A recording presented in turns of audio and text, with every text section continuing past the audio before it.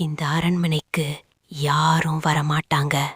ஆனா ஆர்வம்தான் அர்ச்சனையும் மீனாவையும் இங்க கொண்டு வந்துச்சு. இரவு 12 மணி. காற்று கூட சத்தம் பண்ண பயந்த மாதிரி. சடச் சடச் காலில் சிலம்பு சத்தம். அர்ஜுன், யாரோ நடக்கிற மாதிரி இருக்கு. மீனா கையை இறுக்க பிடிச்சுக்கிறா. சுவர்ல ஒரு பழைய படம், ஒரு பாட்டி. ஆனா அவளோட கண்கள் மட்டும் கீறப்பட்டிருக்கு. அதுக்கு கீழே எழுதியிருக்கு, இந்த வீட்டை விட்டு அவள் போகவில்லை.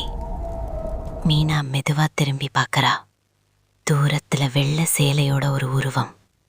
டார்ச் லைட் ஃபிளிக்கர் ஆகுது. இதயம் வேகமா துடிக்குது. டம். கதவு தானா அடைஞ்சிடுது. யார் இதுன்னு அர்ஜுன் கத்துறான். அந்த சிலம்பு சத்தம் இப்ப ரொம்ப நெருக்கம். அவள் நெருக்கமா வர்றா. வெள்ளை சேலை தரைய தொட்டுக்காம மிதக்குது. கண்கள் ஒளிவிடுது.